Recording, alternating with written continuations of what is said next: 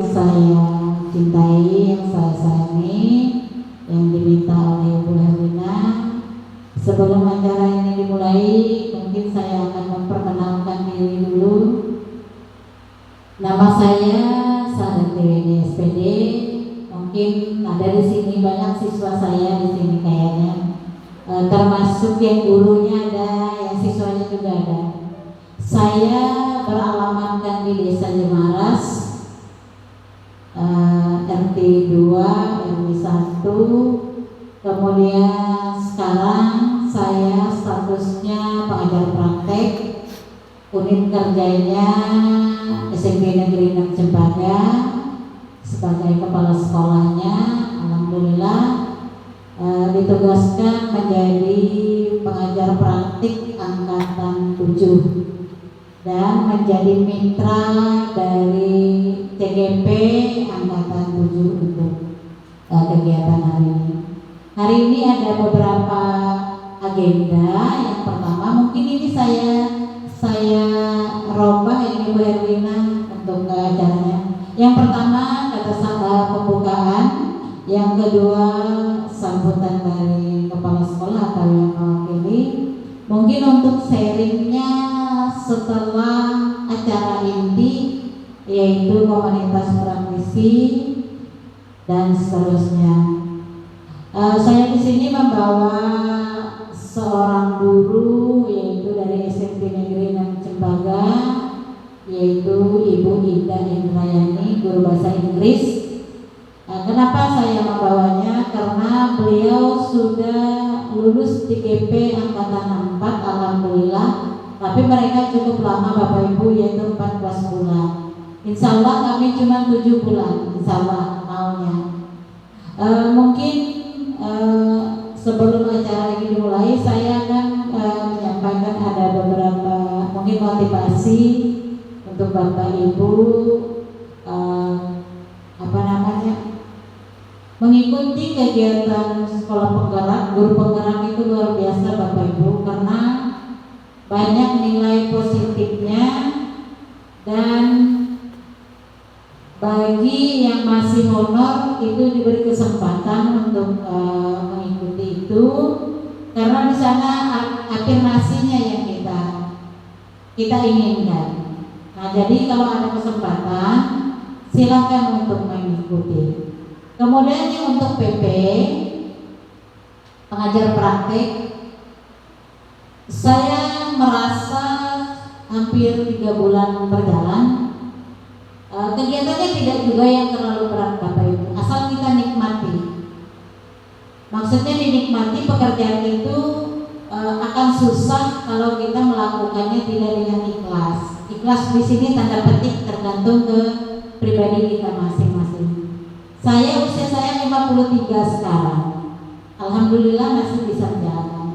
Jadi maksudnya Bapak Ibu mempunyai semangat yang luar biasa, karena di sini tempat mengasah diri, mengasah kompetensi, kita menjadi lebih baik. Contohnya, saya jujur aja Bu, kira-kira di antara PP itu yang paling tidak bisa itu saya. Tapi karena kita itu ada komunitas itu tadi, kita difasilitasi. Kita ada tugas, kita berembuk. Kita ada tugas, kita sama-sama mengerjakannya. Kita punya kesulitan, kita sama-sama untuk mengerjakannya.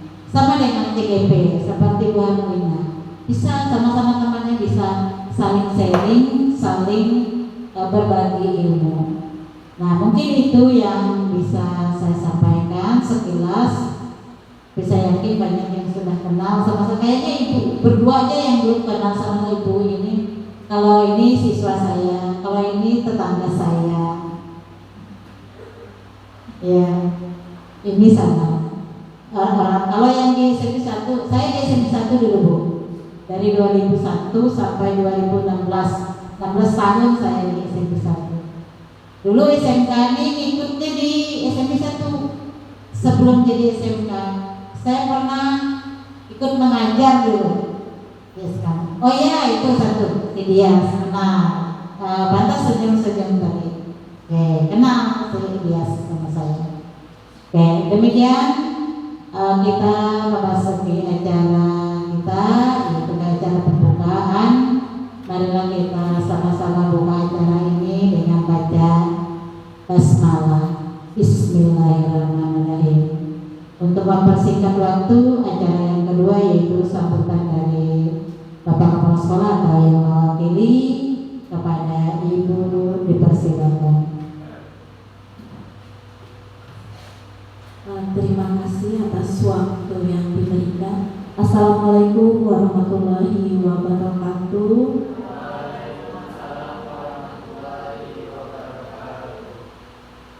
Sebelumnya kami ucapkan selamat datang buat Ibu Weni yang sudah mau berkunjung ke sekolah kami dalam rangka pendampingan CGP Angkatan 7.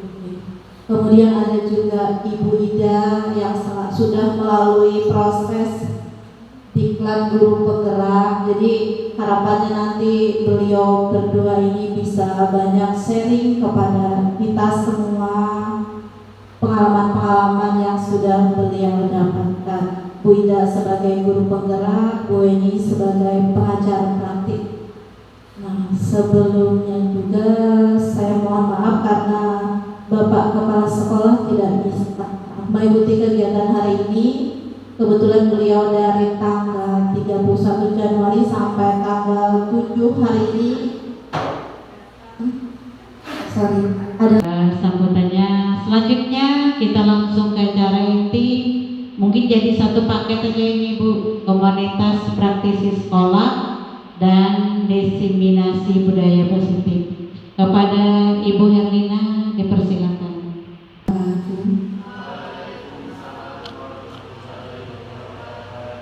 Selamat siang. Terima kasih saya ucapkan pertama untuk pendamping saya selaku Bu Sadat Weni dan juga CGP Angkatan 4, yaitu adalah Bu Ida Indrayani. Dan saya sangat berterima kasih sekali kepada teman-teman sejawat karena memberikan waktu kepada saya untuk kita lebih sharing, berbagi pengalaman. Di sini saya tidak bermaksud menggurui, hanya lebih kepada berbagi pengalaman. Dan saya ucapkan juga terima kasih banyak kepada siswa-siswi sekalian karena juga sudah meluangkan waktunya untuk Ibu bisa berbagi cerita juga dengan kalian. Oke, di sini saya izin berdiri karena rasanya canggung kalau duduk untuk presentasi. Saya akan mendefinisikan penerapan budaya positif di sekolah. Kenapa penerapan budaya positif itu harus ada? Nah, sebelum kita mengarahkan ke penerapannya, kita harus tahu dulu apa itu budaya positif. Namanya budaya itu kan kebiasaan, tapi ada yang negatif, ada yang positif, ada yang bagus, ada yang tidak. Bagaimana kita mengarahkan kebudayaan itu supaya mengarahkan ke yang positif? Nah, ini definisi dari budaya positif itu sendiri, yaitu adalah suatu pembiasaan yang menilai positif, yang di dalamnya merupakan aktivitas kegiatan yang mampu menumbuhkan karakter siswa, yang mana budaya positif harus dibangun dalam kelas dan lingkungan sekolah. Sebenarnya kurang lebih hampir sama dengan yang tadi. Budaya positif ini sudah kita terapkan dari sejak lama. Dari apalagi dulu sebelum adanya COVID, kita membiasakan siswa baru nyampe sekolah salaman dulu, senyum, sapa. Nah, itu kan sudah diterapkan kan? Itu salah satu contoh budaya positif. positif. Sesama teman, ketika di dalam kelas, ketika ada teman memberikan pendapat atau pertanyaan, nah teman yang lain menghargai kan, nah itu juga termasuk ke dalam budaya positif. Nah budaya positif di sekolah yaitu adalah nilai-nilai, kebiasaan-kebiasaan di sekolah yang berpihak pada peserta didik agar mereka dapat berkembang menjadi pribadi yang kritis, penuh hormat dan bertanggung jawab. Ini yang berat. Beratnya apa? Kadang ketika siswa itu kita kasih saran, kita kasih masukan, mereka terlalu kritis. Namanya siswa SMK itu kan sudah manusia yang sudah menuju kedewasaan. Jadi mereka itu sudah berpikir kritis. Kenapa tuh ulun diatur? Kenapa tuh ulun harus gini? Maka yang lain ada apa? Nah, itu salah satu pribadi yang kritis. Bagaimana supaya siswa itu ke arah yang positif tadi, yaitu kembali ke pembiasaan kita. Pembiasaan itu biasanya lebih banyak berpengaruh itu di rumah. Karena apa? Karena penanaman pembiasaan itu dari sejak kecil, dari kalian mengenal makan. Ada nggak makan pakai kaki? Gak ada kan? Nah, makan pakai tangan. Tangan yang mana bagus? Tangan kanan. Itu salah satu pembiasaan atau budaya positif. Nah, budaya positif tersebut dapat dijalankan dengan menerapkan konsep inti, yaitu adalah disiplin positif. Memahami motivasi perilaku manusia berkaitan dengan hukuman dan penghargaan. Terus posisi kontrol seorang guru, pembuatan keyakinan sekolah atau kelas, dan penerapan segitiga restitusi dalam penyelesaian masalah. Nanti akan kita bahas lebih dalam lagi. Nah, konsep dari budaya positif itu ada 7. Supaya kita mendapat budaya positif seperti apa? Yaitu yang pertama, kita harus merubah paradigma pemikiran kita tentang belajar. Belajar itu seperti apa? Yang kedua, disiplin positif. Tadi disiplin positif salah satunya apa? Yaitu ketika masuk sekolah salaman dengan gurunya, kasih senyum dengan guru atau teman sejawatnya. Tidak mungkin kalau kecuali kita senyum-senyum tidak ada lawan, itu tanda kutip. Tapi ketika senyum ada lawan, itu salah satu budaya positif. Jangan hanya senyumnya dengan pacar, tapi yang lain sombong, tidak boleh. Nah, yang ketiga, motivasi diri dari manusia. Kemarin ketika ibu jadi pembina juga sudah ibu sampaikan. Motivasi diri dulu, mindset kita dulu, seperti apa supaya kita sukses. Kita sudah ibu tekankan kan kemarin. Nah, itu salah satu motivasi diri manusia. Kebutuhan dasar manusia, kebutuhan dasar kita banyak, kasih sayang dan lain-lain. Nanti juga akan dijelaskan. Ada posisi kontrol restitusi, ada keyakinan kelas dan segitiga restitusi. Nah, di sini untuk pembelajaran dengan paradigma baru, yaitu adalah dengan pembelajaran yang orientasi pada penguatan kompetensi dan pengembangan karakter budi pekerti sesuai dengan profil pelajar Pancasila. Nah, tujuan Ki Hajar Dewantara, tujuan dari kurikulum Merdeka itu adalah bagaimana kita menciptakan siswa atau pelajar yang memiliki karakter profil pelajar Pancasila. Di situ ada beriman dan bertakwa. Itu salah satu visi dan misi sekolah kita. Yang kedua, kebinekaan global. Yang ketiga, bergotong royong. Kita juga sudah melaksanakan itu, bergotong royong misalkan sama-sama membersihkan sampah. Nah, itu salah satu bentuk gotong royong kreatif, bernalar kritis dan mandiri. Nah, di sini juga untuk pembelajaran dengan paradigma baru dirancang berdasarkan prinsip pembelajaran sesuai dengan kebutuhan dari tahap perkembangan untuk mewujudkan profil pelajar Pancasila. Maksudnya di situ dirancang berdasarkan prinsip pembelajaran. Sebelumnya saya sudah menjelaskan juga ketika diseminasi yang pertama, kita tidak bisa memaksa siswa untuk menyampaikan KKM kan. Kita kadang, siswa ini harus nilainya 70, padahal dia tidak mampu.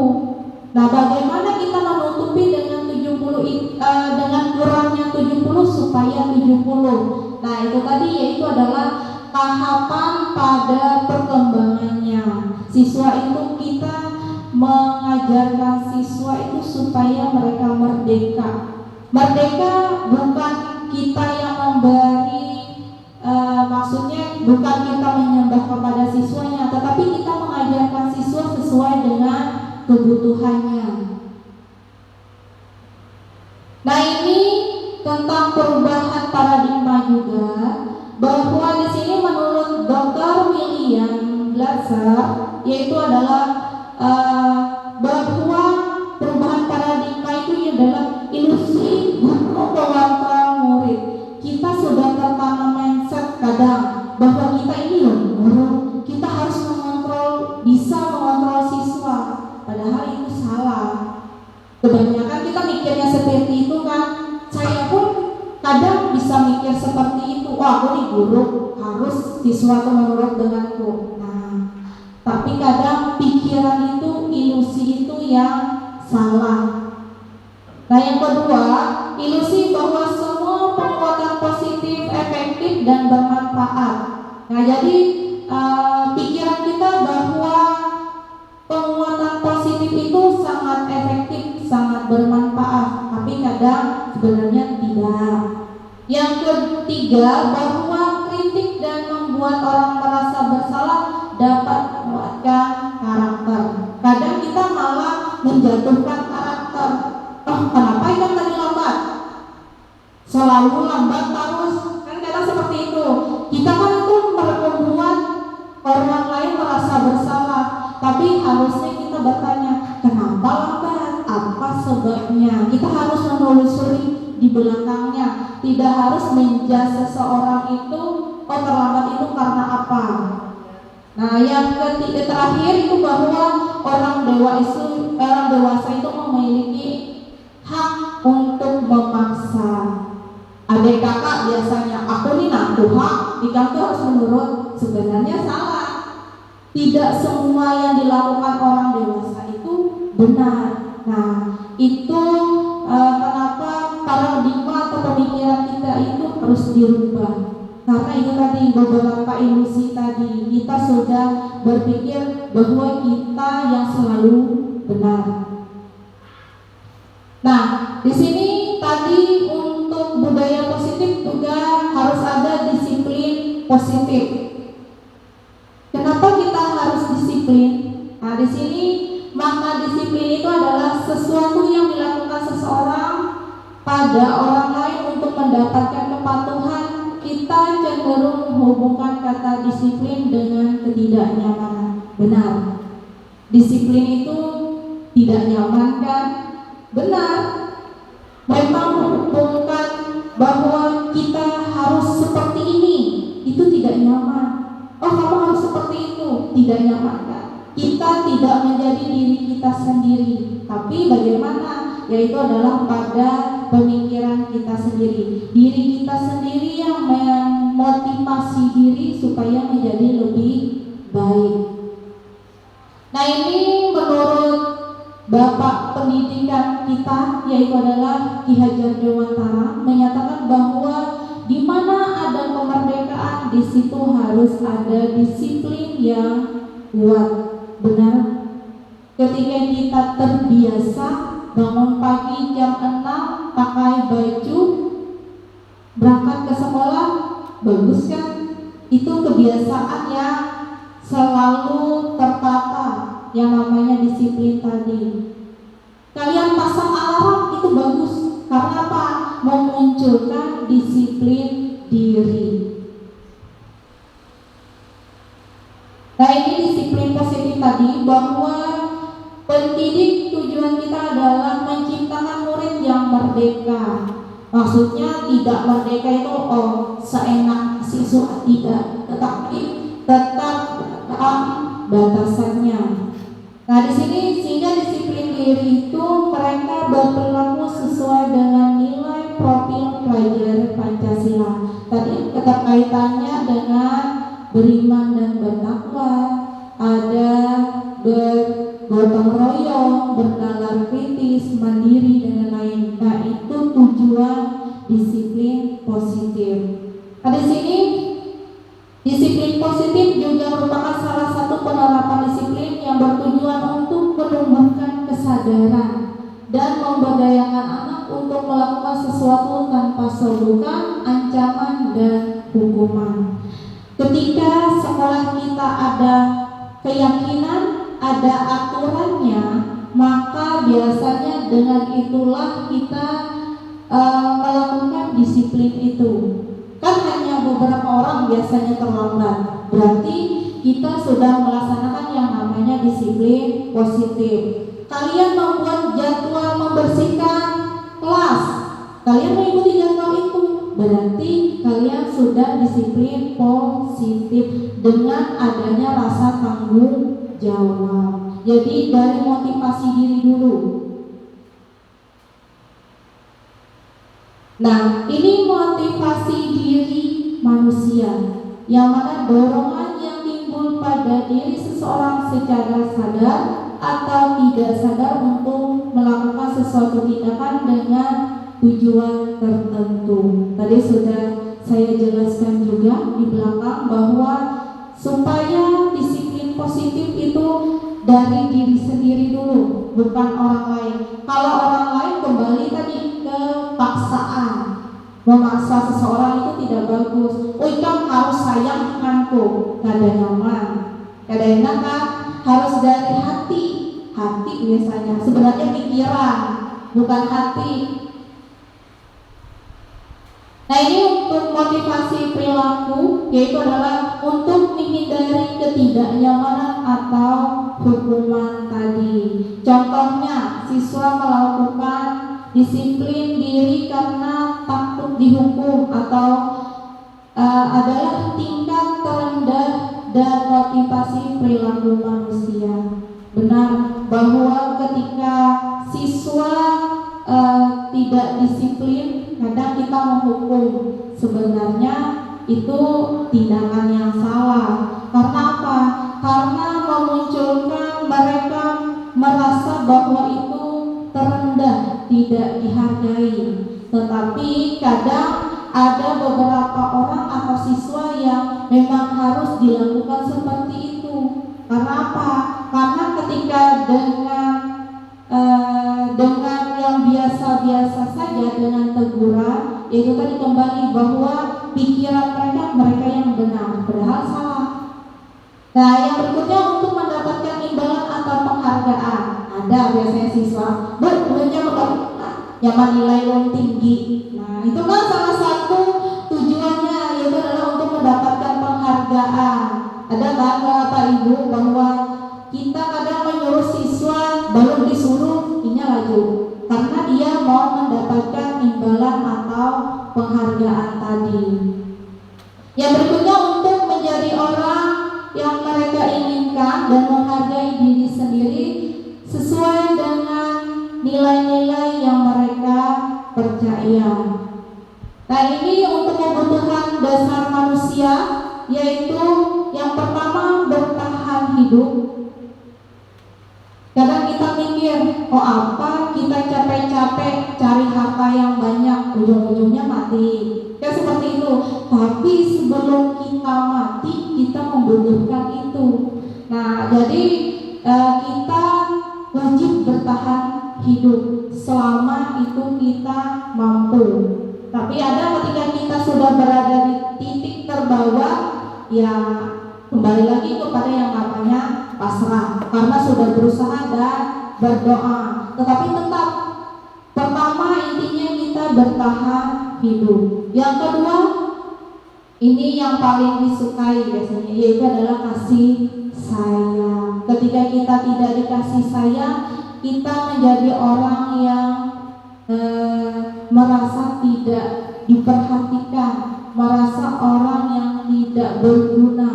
Nah, itu adalah kebutuhan dasar kita, bahwa kita ingin disayangi. Semua manusia, semua kita itu perlu kasih sayang. Yang kedua itu adalah penguasaan. Penguasaan itu adalah ingin memiliki, ingin menguasai. HP itu tidak boleh dipinjam orang, ini HP-ku. Nah, itu kan ingin menguasai. Oh, pekerjaan itu bagus, bila aku lulus aku harus begawi di situ. Kan itu penguasaan kan? Itu motivasi diri yang bagus. Nah, itu salah satu kebutuhan dasar manusia juga. Kebebasan, tetapi kebebasan itu kembali kepada dirinya masing-masing. Batas bebas itu di mana? Tidak semuanya itu sebebas-bebasnya, tetapi ada sesuatu itu harus kita batasi.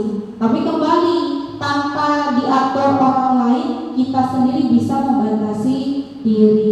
Yang terakhir itu adalah kesenangan. Otomatis ketika kita merasa dikasih sayang, merasa penguasaan, ataupun ibaratnya kalian sekolah sudah memiliki ijazah, otomatis senang. Ketika memiliki orang yang kita sayangi, itu kesenangan. Nah, intinya tadi kebutuhan dasar manusia yaitu adalah bertahan hidup, kasih sayang, penguasaan, kebebasan, dan kesenangan. Nah, ini tadi salah kebutuhan dasar manusia juga. Nah, ini adalah posisi kontrol. Kenapa harus ada posisi kontrol ketika kita ingin berbudaya positif? Karena itu tadi, tidak semuanya harus bebas, harus kita kontrol. Yang pertama itu adalah penghukum. Biasanya dengan hukuman, posisi kontrol itu kadang tercapai, tapi kadang juga posisi menghukum itu tidak baik dan tidak tercapai untuk posisi kontrolnya. Nah, di sini contohnya, patuhi aturan saya atau awas.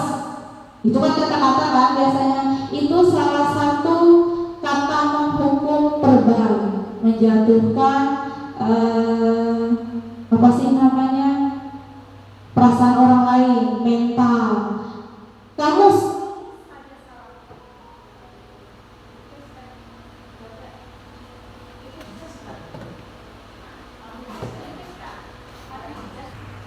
ya, ada kendala sedikit, kita lanjut. Nah, pasti selalu yang terakhir selesai. Kita biasanya mengatakan seperti itu kepada siswa. Biasanya siswa yang terkenal seperti di kelas 11 misalkan, atau di kelas saya, Samsul contohnya, ikan musuh selalu ikan jasul. Nah, biasanya seperti itu. Itu adalah salah satu kata penghukum verbal. Kita menjatuhkan diri seseorang dengan kata-kata verbal, kata-kata penghukum. Nah, yang kedua itu membuat orang merasa bersalah. Contohnya, ibu sangat kecewa sekali dengan kamu. Nah, berikutnya lagi, berapa kali bapak harus memberitahukan kami ya? Kadang seperti itu. Berapa kali sudah ibu mengingatkan kamu, kenapa selalu mengulang-ulang? Nah, itu adalah membuat orang merasa bersalah. Kadang pasti kalian mikir, karena ini juga pernah seperti itu. Oh iya, kenapa aku selalu melakukannya? Padahal salah. Kita merasa bersalah kan? Nah, itu adalah membuat orang merasa bersalah. Sebagai teman, nah di sini contoh katanya, ayo bantulah demi bapak ya. Kadang-kadang seperti itu, ibu juga sering, ayo bantu ibu demi ibu. Ada juga, ayo ingat tidak bantuan bapak selama ini. Kadang biasanya dia selalu membantu bapak itu atau membantu ibu. Oh ibu ingatnya Allah biasanya dia membantu Allah. Kan seperti itu. Jadi dia merasa guru itu adalah temannya. Tetapi tetap kita ada batasan. Tidak boleh lepas dari kontrol. Kembali kepada posisi kontrol. Berikutnya sebagai pemantau. Nah ini adalah peraturannya apa? Ibu kemarin mengingatkan siswa mungkin tidak ada tempat untuk melukis, jadi bajunya yang dilukis. Jadi ada 2 siswa yang belum saya lihat, ada sudah 2 siswa yang sudah dicek. Alhamdulillah bajunya saya tidak memaksa harus beli, kalau bisa dibuang tulisannya silakan dibuang. Nah itu salah satu posisi kita berada di posisi pemantau. Kebetulan pagi tadi ketika Bu Indri ngajar di luar, saya cek, oh alhamdulillah bajunya sudah diganti, tulisannya sudah dihapus. Nah salah satu dari posisi pemantau. Tetapi yang lebih bagus lagi itu adalah kita harus posisi sebagai manajer. Manajer itu tidak hanya di kantor, ternyata kita guru pun harus bisa menjadi manajer. Dari sini contoh katanya, apa yang kita yakini kembali kepada keyakinan kelas atau keyakinan sekolah. Tanya misalnya saya, bajunya emangnya di peraturan sekolah bisa dicoret? Ada enggak Bu? Nah itu tahu, kata saya. Berarti bajunya coretannya dihapus Bu. Nah benar, karena kita kembali ke sini, kita tidak boleh, aduh baju kami dihapus. Jangan, kita harus kalau bisa secara perlahan. Tetapi kalau tidak bisa, ya biasanya mau nggak mau. Tapi alhamdulillah itu caranya berhasil. Yang kedua contohnya, apa kamu meyakininya? Maksudnya itu, apakah yang kamu coret bajumu itu benar? Salah Bu, pasti mikirnya seperti itu.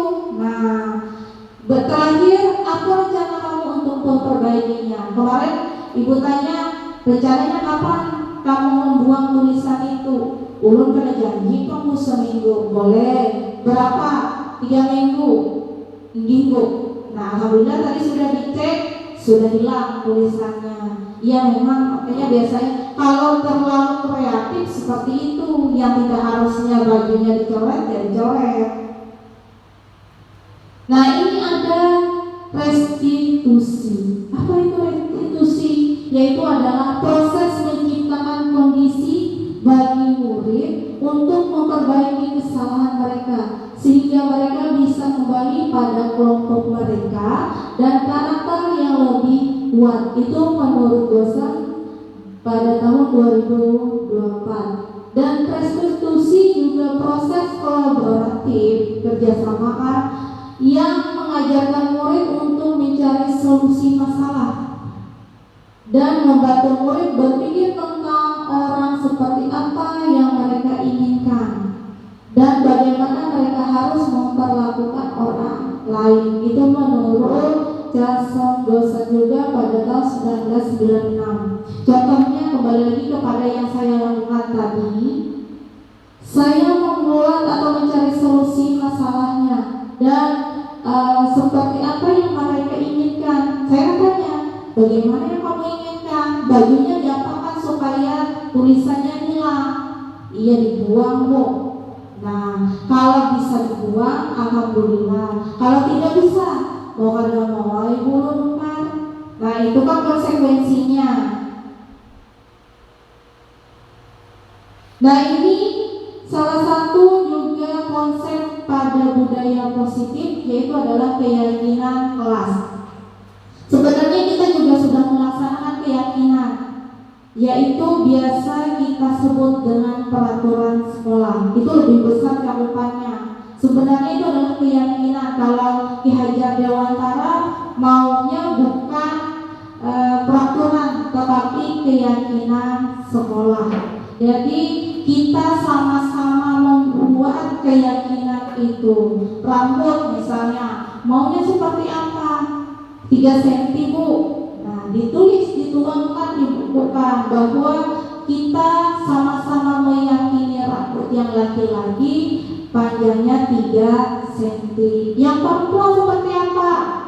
Kerudungnya menyesuaikan baju. Itu adalah keyakinan. Kita sudah melaksanakan keyakinan itu dari sejak awal. Karena kembali ketika kita mau berbudaya positif, mau sukses, itu harus ada kontrolnya.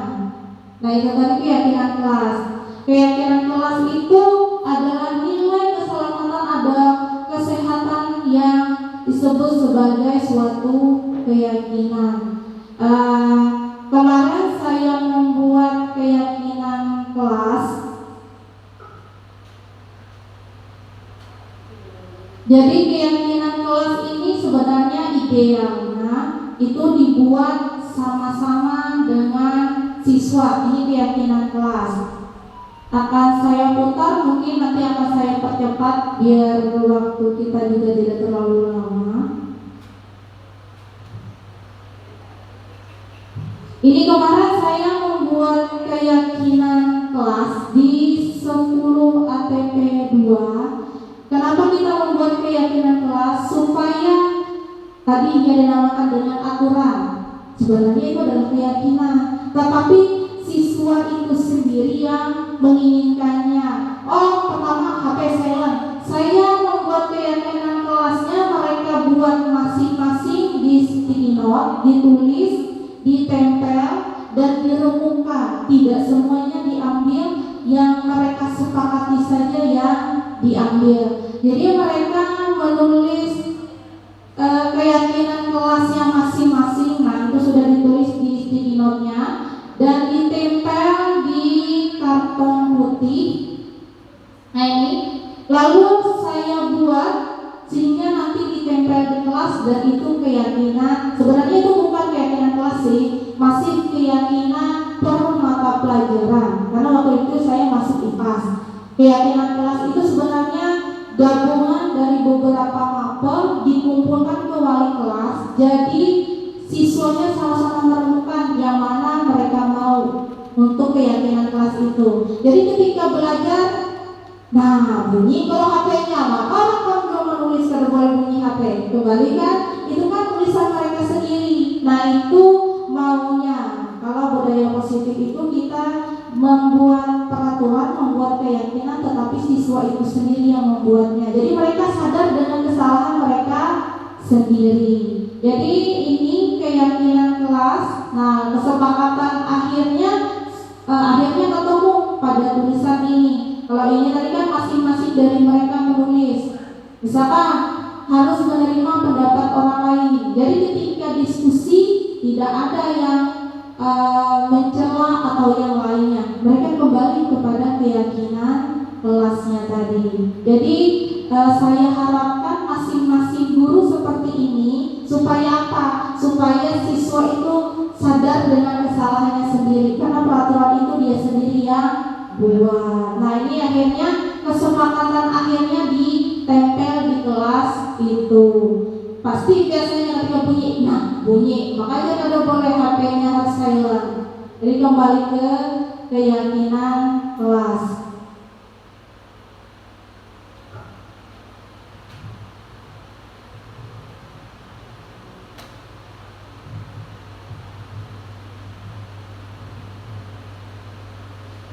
Kembali kepada keyakinan kelas. Ini materi kita sedikit lagi. Nah, ini tadi prosedur membuat keyakinan kelasnya, yaitu adalah mempersilahkan murid di kelas untuk mencurahkan pendapat tentang peraturan yang perlu disepakati di sekolah. Jadi siswa itu sendiri. Nah, ini segitiga restitusi, yaitu adalah yang pertama menstabilkan identitas, yaitu adalah kamu bukan salah satu atau satu-satunya orang yang bersalah. Karena kita seperti itu, ketika siswa itu bersalah, kita menstabilkan siswa yang merasa bersalah tadi, bahwa bukan dia yang satu-satunya salah. Jadi kita menstabilkan hatinya dulu, menstabilkan pikirannya dulu. Baru setelah itu validasi tindakan yang salah. Contohnya begini tadi, kamu sadar nggak kamu salahnya apa? Iya bu, saya telat. Biasanya seperti itu. Nah jadi ini validasi tindakan yang salah. Yang terakhir, menanyakan keyakinannya. Misalkan sepatu biasanya. Sepatu, kapan kamu bisa menggantinya? 1 bulan lagi bu, oke. Jadi nanti kita sebagai pemantau tadi, 1 bulan ke depan dicek sepatunya tadi apakah kembali putih atau diganti hitam. Jadi ini adalah segitiga restitusi yang harus kita lakukan ketika kita menangani siswa yang ketika saat itu ada masalah-masalah sedikit. Jadi tidak harus kita kembali kepada hukuman tadi. Tapi kadang memang kita akui bahwa ada beberapa siswa kalau tanpa kita hukum tidak ada efeknya. Bagaimana bu siswa yang ada bisa berubah-berubah? Nah itu adalah salah satu PR kita. Nah ini tadi penerapan budaya positif itu adalah mau dapatkan hasil akhir, yaitu adalah profil pelajar Pancasila, bahwa pelajar itu mencerminkan dari Pancasila itu sendiri, yaitu yang pertama beriman dan bertakwa, yang kedua adalah kebinekaan global, yang ketiga bergotong royong, kreatif, bernalar kritis dan mandiri. Nah sebelum saya menutup ini, saya ada video sedikit, semoga ini menarik. Dan ini salah satu posisi, beberapa posisi kontrol tadi. Ini hanya dua pemain.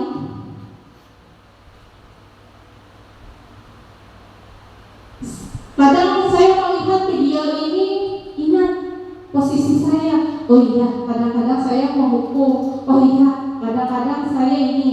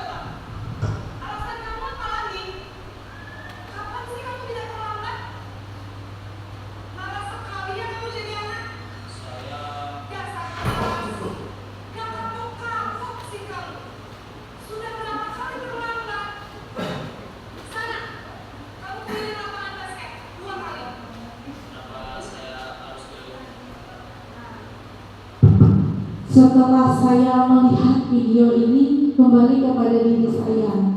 Kadang saya seperti ini. Kadang saya berperilaku sebagai penghukum. Tadi kan penghukum kan. Kita mencela siswa tanpa memberikan siswa ruang waktu untuk memberikan alasannya. Kenapa dia terlambat? Tadi selalu saja kan seperti itu kan. Jadi harusnya kita memberikan ruang kepada siswa tadi. Yang berikutnya, ini saya tampilkan sedikit-sedikit aja supaya kita juga merefleksi diri kita. Ini salah satu posisi membuat merasa bersalah. Pemerannya sama.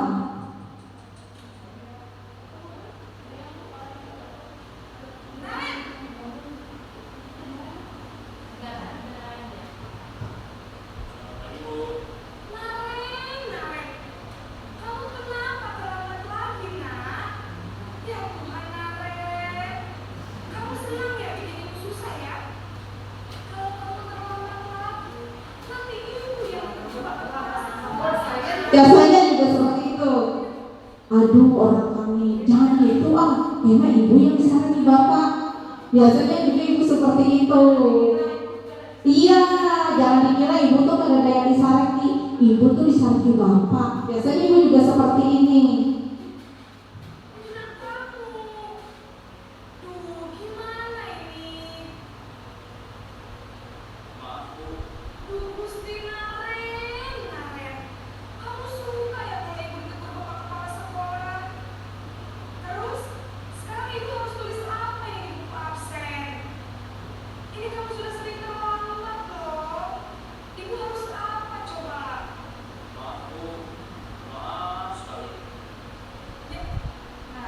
Dengan kita menegur siswa itu kan dia minta maaf, dia merasa bersalah. Dulu Bu Siti mungkin pengalaman waktu si Chandra, sampai Bu Siti mengunjungi Chandra, kenapa telatnya sampai setiap hari? Oh ternyata setelah dikunjungi si Chandra itu mengurus adiknya yang sekolah juga. Jadi kembali kepada posisi kontrol tadi.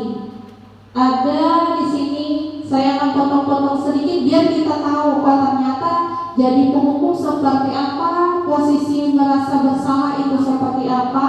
Ini posisi sebagai teman.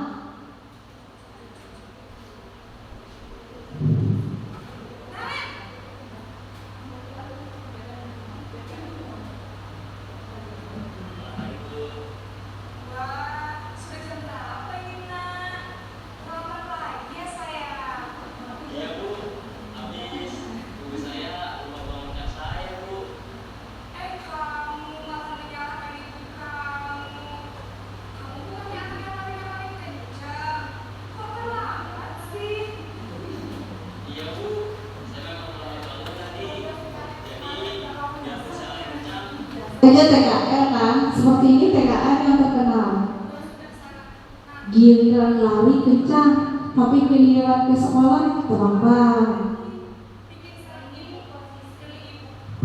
Ini posisi sebagai teman.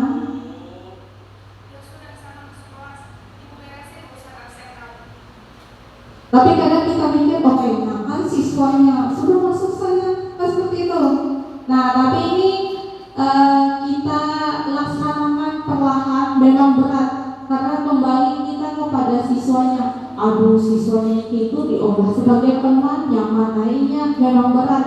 Tapi bagaimana budaya positif itu ada pada kita, ya kita laksanakan perlahan. Ini posisi apa tadi?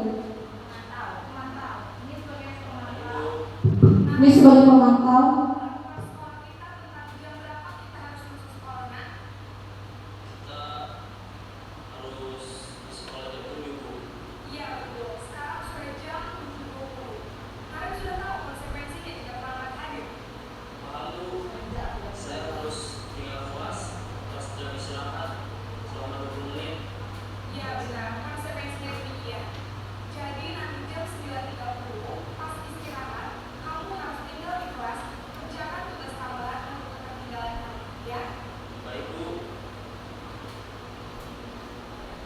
Ini yang terakhir, kita bertindak sebagai manajer.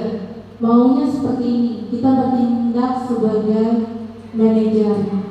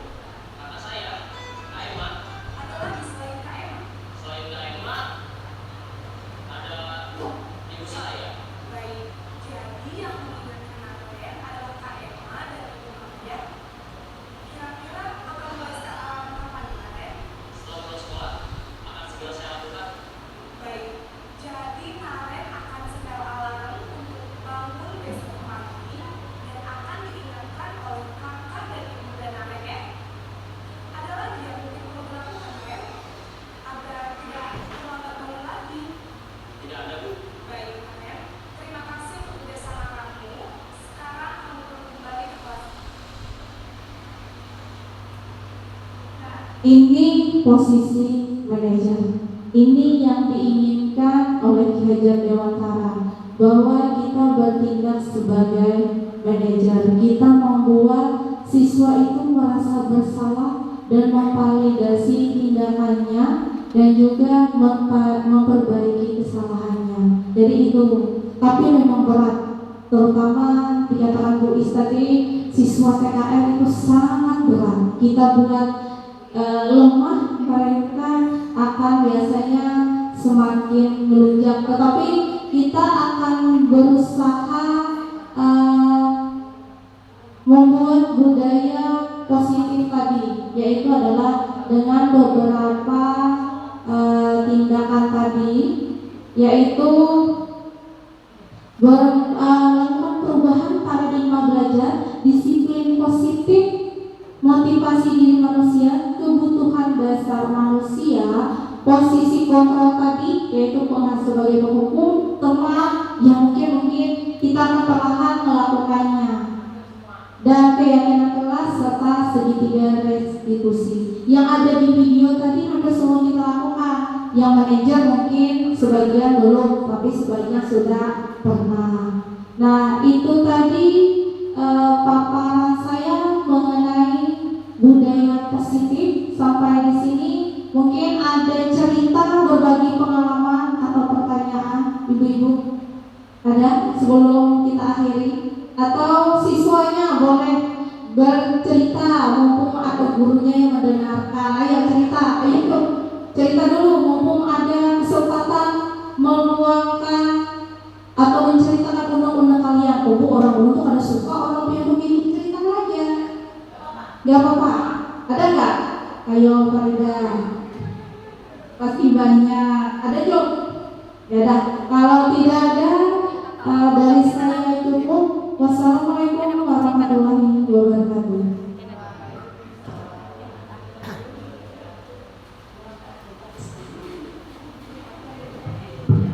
Iya, kita kasih aplaus untuk Ibu Herlina luar biasa.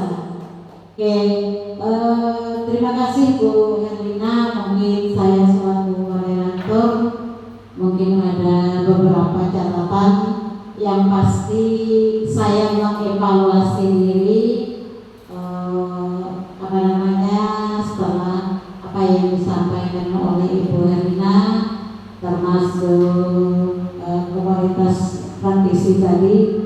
Tapi mari kita kasih aplaus ke SMK 1 Cempaka, banyak komunitasnya. Tadi saya sempat terbesit tadi di pertanyaan Bu, ya Bu, salam untuk Pak Beni, lupa saya. Ya,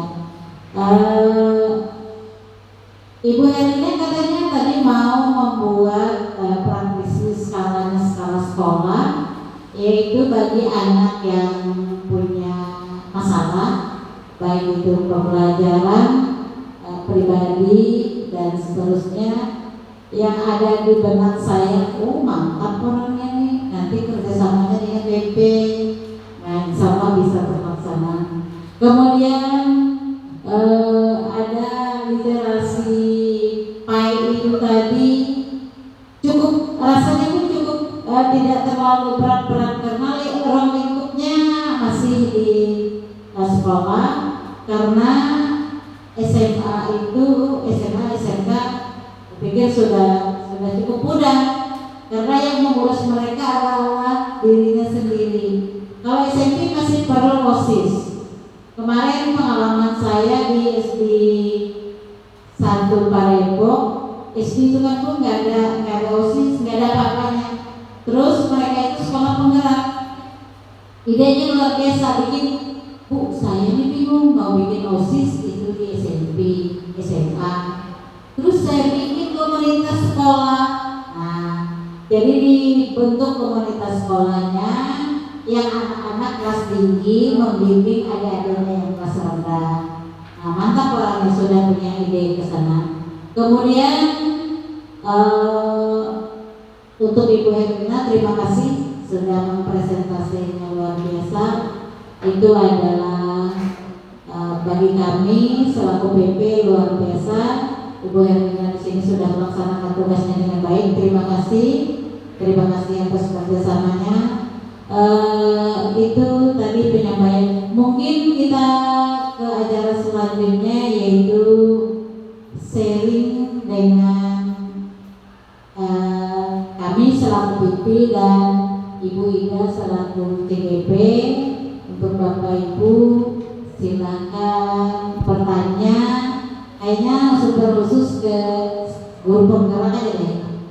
Ke guru penggerak.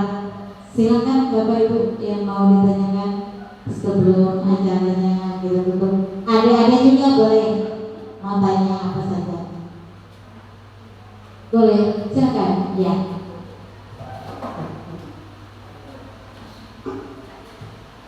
Assalamualaikum warahmatullahi wabarakatuh. Ya, perkenalkan nama saya Siti Maulana. Di sini saya ingin bertanya ya. Saat ini kan untuk komunitas sendiri yang banyak, terutama ketika ada misalnya jam kosong, dan kemudian mereka sudah menyelesaikan tugas. Setelah selesai tugasnya, mereka itu biasanya membentuk komunitas game. Nah, ya kan?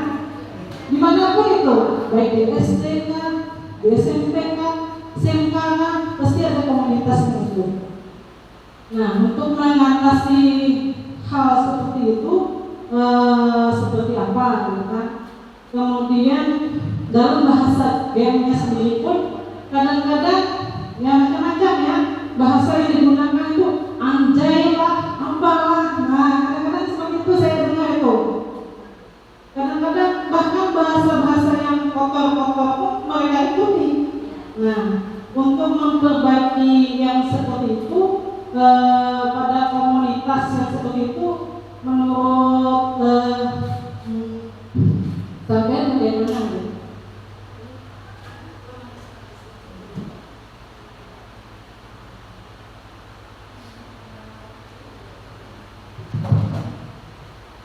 Ini keterkaitan dengan komunitas praktisi tadi. Jadi baik itu komunitas praktisi atau budaya positif tadi kembali kepada posisi kontrol. Tapi untuk komunitas praktisi mungkin saya jawab. Nah ini tadi bagaimana kita kan maunya komunitas praktisi yang positif di sekolah, kita guru atau siswanya. Misalkan tadi literasi, baca asmaul husna, Iqra atau yang lainnya, atau misalkan baca cerpen, itu juga termasuk komunitas praktisi. Tapi ini bagaimana munculnya?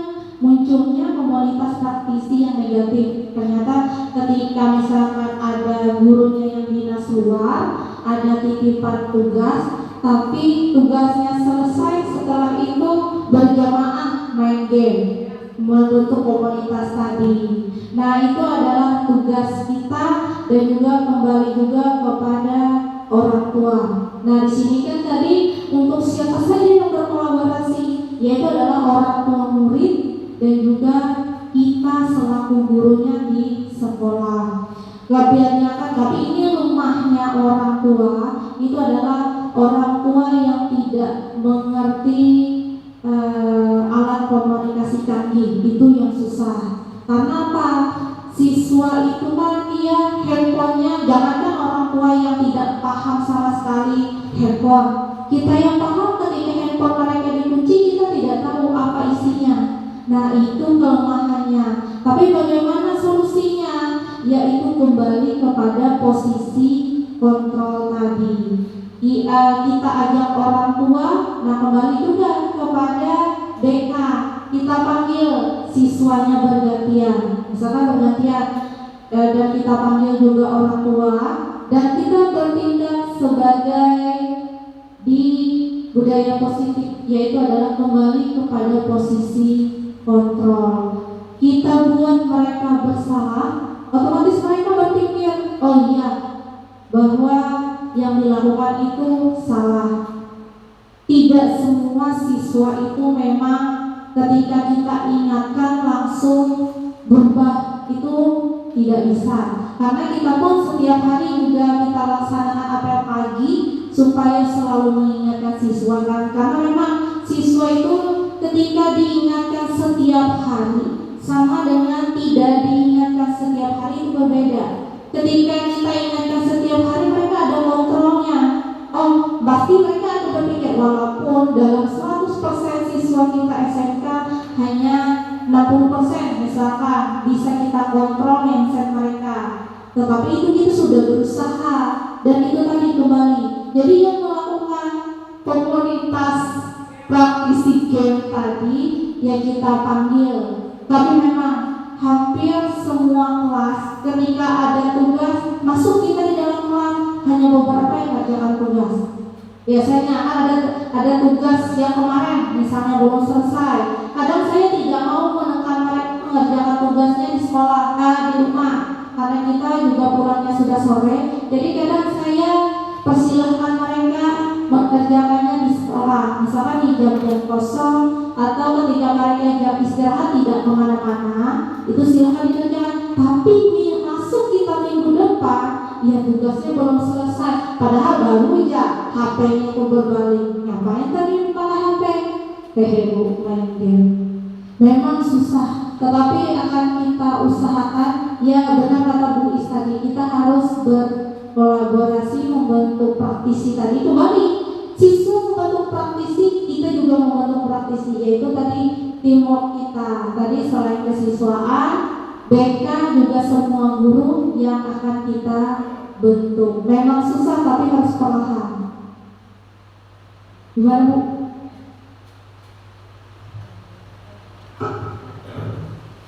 Ya, terima kasih Bu. Pertanyaannya sudah dijawab gamblang oleh Ibu Herlina. Mungkin menambahkan, karena di usia SMK beda dengan kami Bu. Kalau kami memang kesepakatan sekolah dengan siswa itu memang dilarang bawa HP. Tanda petik kecuali diperintahkan oleh Bapak Ibu guru. Kalau kami, jadi cukup mudah kalau kami Bu kontrolnya. Jadi kalau ada anak yang tidak bawa HP, yang bawa HP ketahuan. Nah, jadi cepat kami melakukan tindakan. Salah satunya kita panggil anaknya dengan catatan HP-nya tidak boleh diambil langsung dikasih ke siswanya hari itu, tapi diminta orang tuanya yang ambil. Artinya apa? Ada komunikasi antara sekolah dengan orang tuanya. Kalau kami, tapi kan SMA kan beda Bu, SMK. Memang diharuskan dia bawa HP. Itu yang jadi apa namanya dilema buat kita membuat aturan itu sebenarnya. Cuman bagaimana cara kita pendekatannya supaya anak-anak kita tuh menyadari hal itu. Tapi sebenarnya tidak banyak yang bandel-bandel amat sebenarnya. Tapi satu itu membuat kita menjadi pusing karena yang lainnya akan mengikuti. Biasanya seperti itu.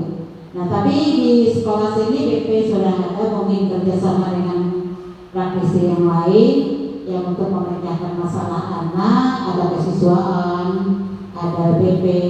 Nah, ujung-ujungnya eksekusinya kalau memang parah kepala sekolahnya. Kemudian dilanjutkan dengan pemanggilan orang tua. Jadi orang tua dengan sekolah mungkin akan kerjasama. Itu memang tugas berat itu Bu. Kami ini merasakan. Iya, karena ada anak yang bandel kalau kami itu. Kalau SMP kan memang dilarang bawa HP, nggak boleh. Nah, jadi kayaknya tidak terlalu berat kayak SMK. Kalau jam kosong itu benar itu, anak-anak tuh pada ke situ. Jadi kelihatan kalau kami satu bawa HP atau dua orang bawa HP ketahuan. Iya, ketahuan pasti ketahuan. Nah, alhamdulillah kami memang aturannya, kesepakatannya, tata tertibnya tidak diperbolehkan keluar. Kecuali tanda petik itu tadi. Ada Bapak Ibu guru yang memang menggunakan HP, boleh bawa HP. Tapi HP-nya dibawa, dikumpulkan ke guru mata pelajaran. Setelah itu digunakan kumpul lagi, baru pulang dia menggunakan. Karena kami kalau di luar jam pembelajaran Bu, apapun yang terjadi itu di luar kontrol kami. Kami sarankan ke orang tua. Mungkin itu solusinya. Ada lagi? Assalamualaikum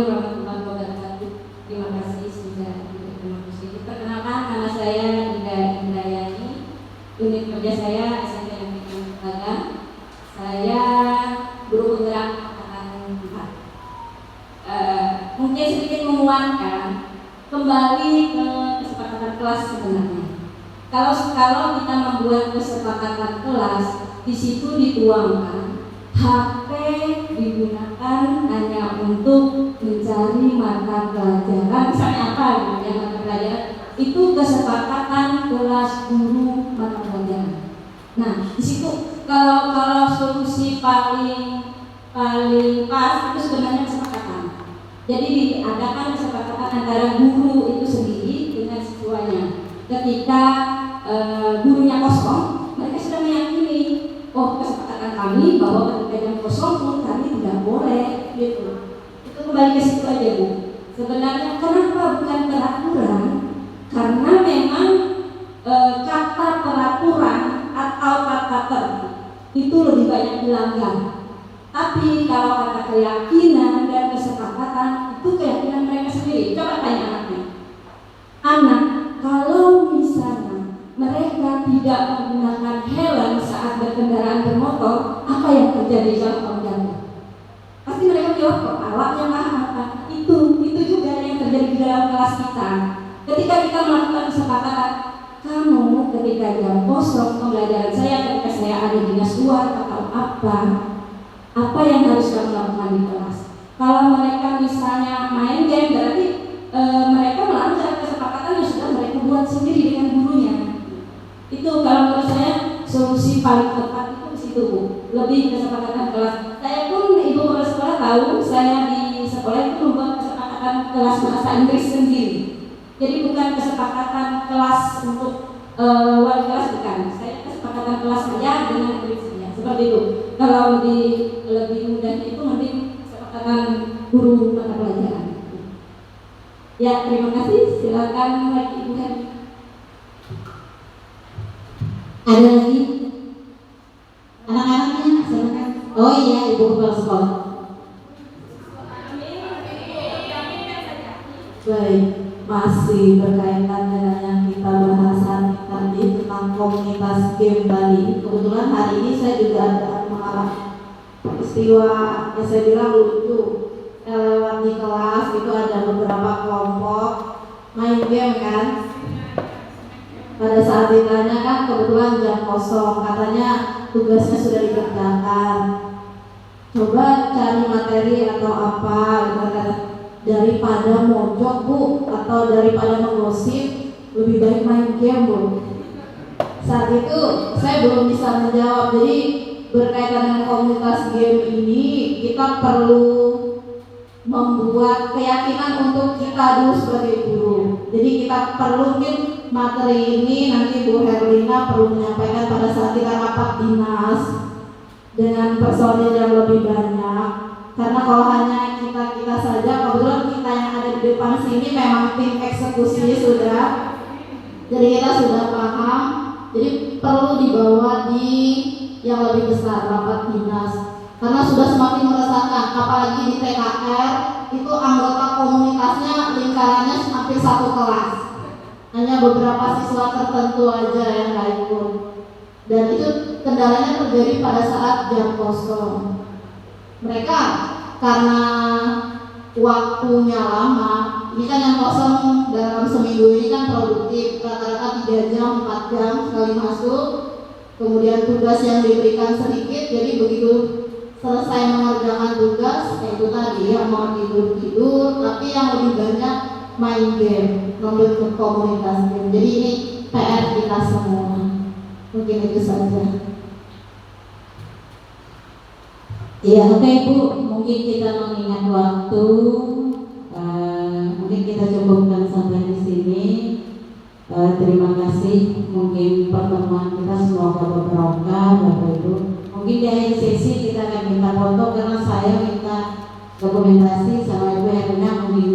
Karena sore ada Zoom gimmick jam 15.30. Tadi saya diundang oleh Pak Fasilitator. Demikian Bapak Ibu kegiatan kita hari ini. Kita menutup acara ini dengan baca hamdalah walhamdulillahirabbil alamin. Iya. semua tim eksekusi ini. Foto bersama dengan ibu guru dulu, baru anak-anak di depan, di sini dulu.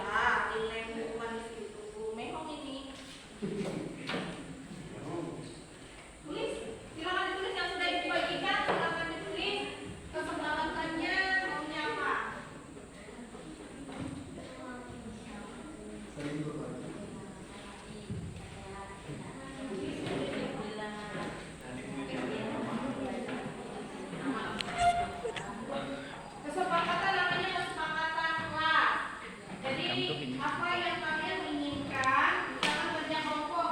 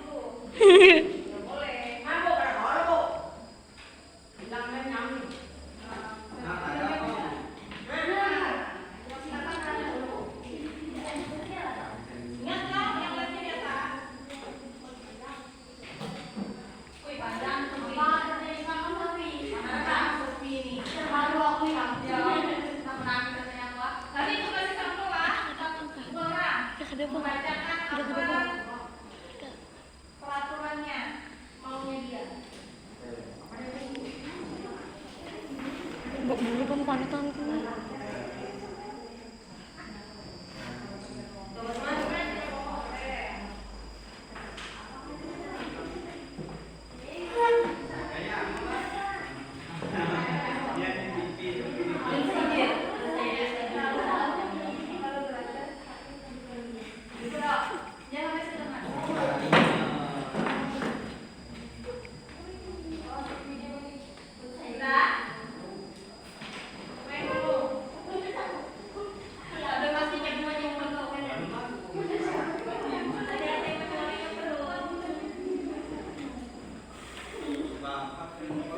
Cewek. Ada lagi, ayo jadi bertiga.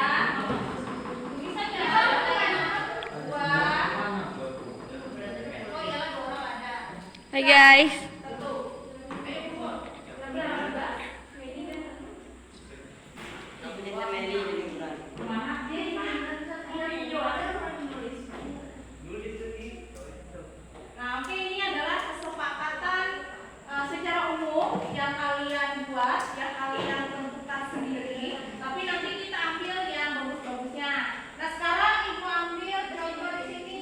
Ya, siapa yang ambil sini? Dulu ada yang panjang-panjang. Dulu punya Sophia. Kan tadi mau nyapa Sophia.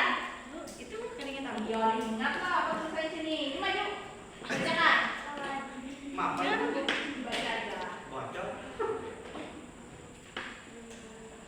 Kembali ke sana.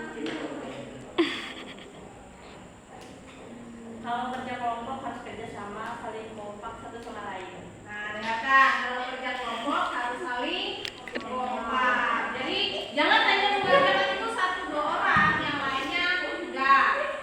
Nah, sekarang berarti sudah termasuk di sini tadi kan? Biasanya juga termasuk ke dalamnya mendengarkan bersama.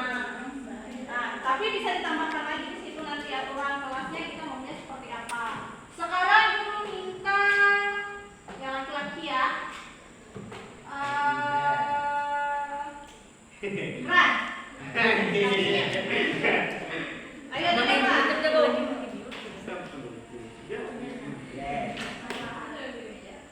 Jangan suka mencontek ya bukan. Saling menyayangi teman dan saudara. Saling menyayangi teman saudara.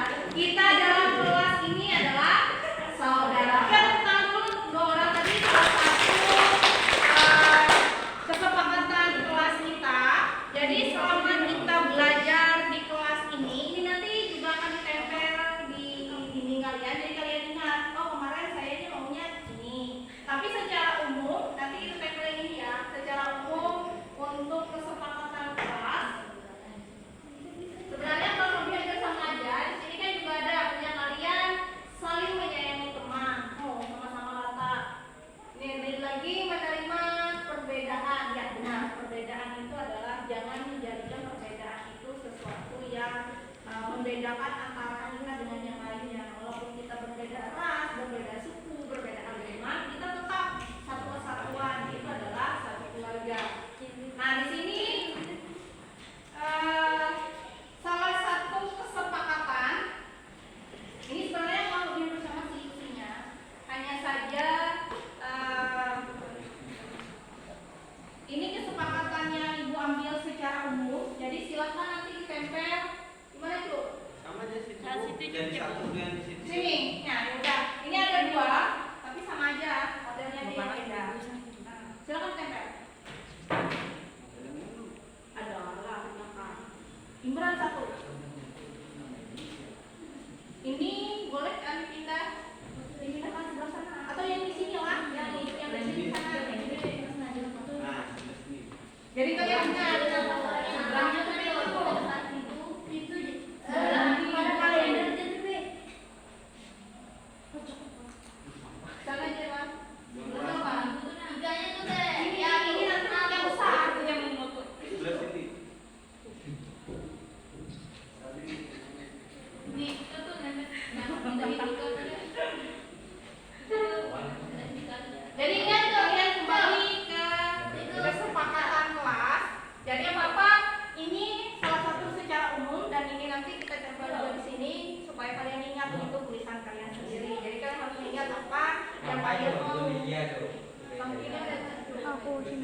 Aku juga. Ada kelihatan kan Jo? Biar dia bisa lihat tulisannya. Ada kelihatan. Apa ada yang kelihatan boy? Tulisannya. Apa ini tulisannya? Kemarin dia kabur dari sini sampai silang itu nggak ngeliat mukanya. Dia kenal itu cuma suaranya jalan di makanya lama lagi. Ini tanda dulu. Itu kan juga itu. PTW-nya sih nanti. Nah ini tadi kita ambil kesimpulan secara menyeluruh, secara umum bahwa kesepakatan kelas kita HP silent. Tetapi ketika ibu minta HP-nya dimatikan berarti dimatikan. Yang kedua, jaga kebersihan. Tadi ibu sudah menyinggung sampah. Jadi ingat, jagalah kebersihan karena kebersihan itu sebagian dari iman. Tahu. Yang kedua, tadi sikap saling menghargai. Jadi ingat, kita pendapat teman, kita tidak bisa menyamakan pemikiran kita pendapat kita. Kita pasti pemikiran biasanya berbeda kan. Nah dengan itulah perbedaan itu sebenarnya perbedaan itu sesuatu yang unik, sesuatu yang menyenangkan. Karena tidak mungkin sesuatu yang sama itu menjadi sesuatu yang menyenangkan. Sesuatu yang berbeda itulah yang membuat menyenangkan. Nah yang berikutnya jangan mengganggu orang lain. Biasanya ada suka usil. Jadi ada yang menyembunyikan sesuatu. Di kelas ini kita tahu yang paling usil siapa? Rando. Nah, Rando. Jadi nanti ingat yang usil itu termasuk dalam kesepakatan kelas. Yang terakhir, mendengarkan secara seksama. Baik itu ketika teman presentasi atau ketika gurunya menjelaskan itu harus didengarkan. Ada waktunya kalian berbicara, ada waktunya kalian diskusi, ada waktunya kalian bebas. Ketika kalian silakan, berarti kalian bebas mau belajar apa aja. Tapi ketika kita belajar, silakan didengarkan. Yaudah, ada pertanyaan sampai di sini? Oke, untuk kesepakatan kelas cukup? Yaudah, untuk kesepakatan kelasnya cukup ya. Ingat, tadi HP silent, angkat tangan sebelum berbicara, jaga kebersihan dan jangan mengganggu orang lain serta mendengarkan secara seksama. Yaudah, untuk kesepakatannya cukup. Wassalamualaikum warahmatullahi wabarakatuh.